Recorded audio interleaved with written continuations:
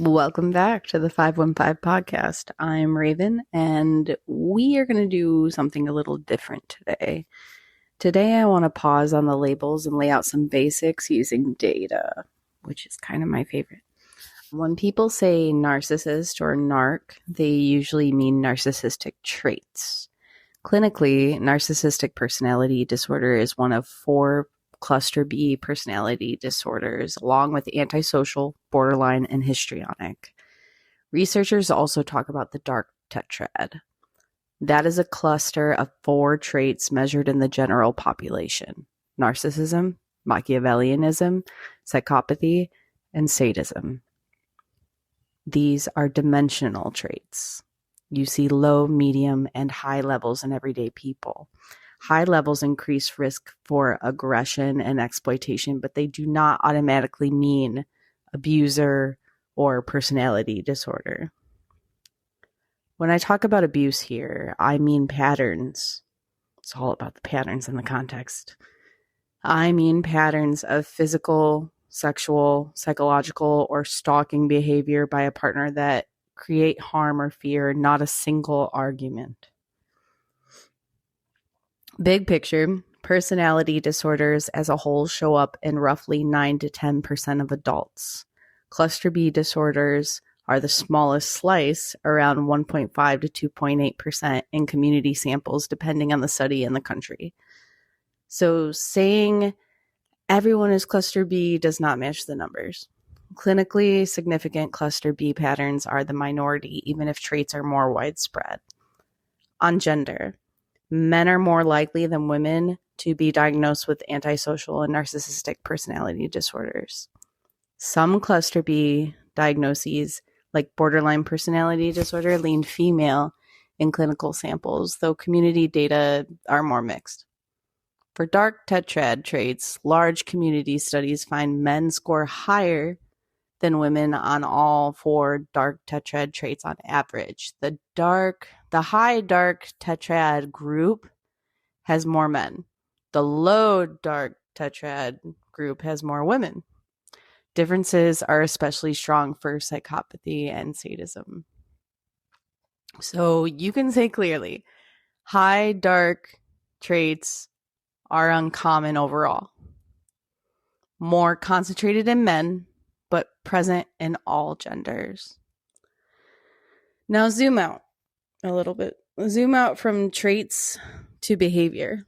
CDC data from the National Intimate Partner and Sexual Violence Survey show lifetime rates of rape, physical violence, or stalking by an intimate partner as 35% of heterosexual women, 43.8% of lesbian women, and 61.1% of bisexual women. For men, around 29% of heterosexual men, around 26% of gay men, around 37% of bisexual men. So IPV is not rare. It touches a large minority of people across orientations. Who is doing the harm in those numbers matters. Among women who reported IPV, intimate partner violence, by the way, if you didn't catch that, among women who report this, it's almost all heterosexual women with IPV report male perpetrators only. About 2/3 of lesbians with IPV report only female perpetrators. That means 2 things at once. Men are overwhelmingly the perpetrators when women in heterosexual relationships are abused, and women are documented perpetrators in lesbian relationships. Cohabitation data tell a similar story. One national survey summarized by advocates found lifetime physical IPV in 21.5% of men with a same-sex cohabitating partner, 35.4% of women with a same-sex cohabitating partner, 7.1% of men with only opposite-sex cohabitation, 20.4% of women with only opposite-sex cohabitation. So same-sex couples do show IPV rates comparable to or higher than different sex couples. Abuse happens in every configuration. And this made me think, like, it's still true that Men are the vast majority of the perpetrators, but it happens everywhere. It's comparable and it's awful. And I do want to give a shout out and a little nod to Lundy Bancroft, who does the book Why Does He Do That? That's one of my all-time favorite books because it really opened my eyes during a lot of hard, abusive times. Lundy Bancroft's work focuses on men who abuse women. He is explicit about that lens. In his own writing, he still acknowledges there are many men abused by male partners and many women abused by female partners, and the percentage of abusive same-sex relationships appears similar to straight relationships.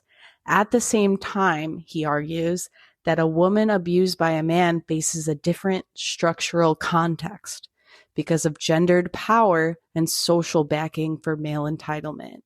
So if you want to quote his position accurately, I guess abuse exists in same-sex relationships at similar rates, but his primary focus and framework remains on male violence against women in a patriarchal context. And that is really what I am coming from and discovering more and more about the patriarchal conditioning of society. So now here's the big question. Is patriarchy the problem for all genders? A major legal scholar review of social science data on IPV concludes studies consistently show a relationship between patriarchal factors and intimate partner violence. When researchers compare societies with high wife abuse to societies with low wife abuse, they see patterns. Societies with more wife abuse show economic inequality that favors men, legal or social barriers to divorce for women, male dominance in family and community decision-making, more acceptance of using violence to resolve conflicts. Societies with low reported wife abuse show more equal property ownership, more balanced economic roles, and fewer constraints on leaving unsafe marriages.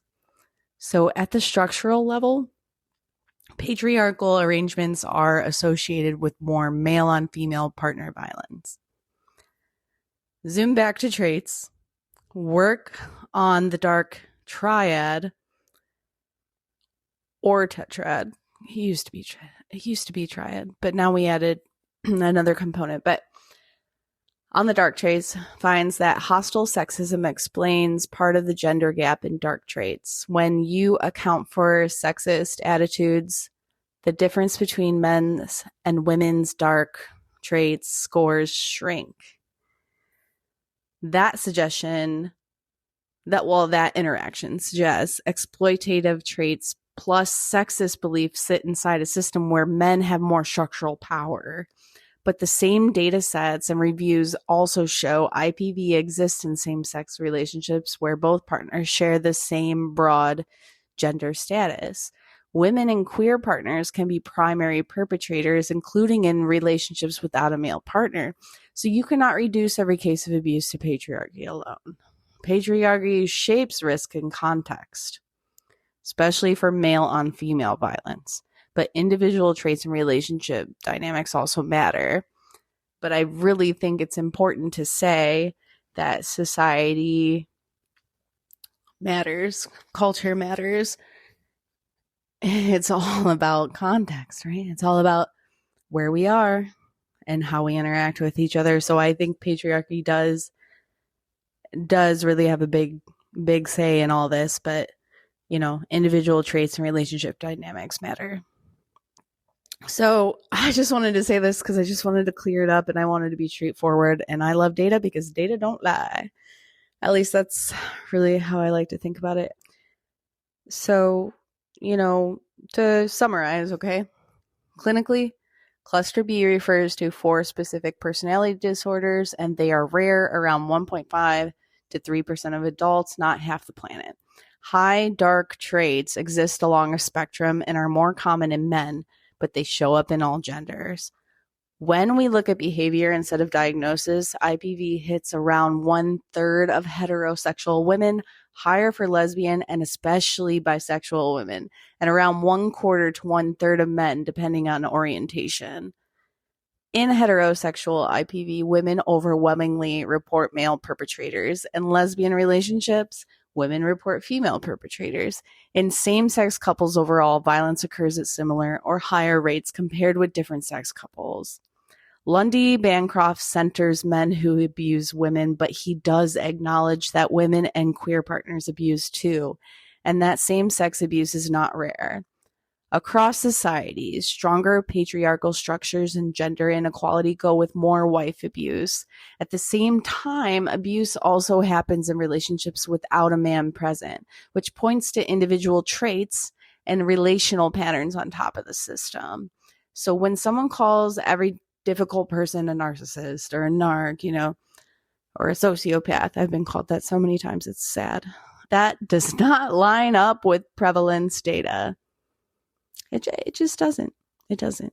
And by the way, I've been called a sociopath by the, narcissistic trait heavy people. So, and I'm sure you have too, coming from a survivor. So, anyways, most people do not meet criteria for cluster B.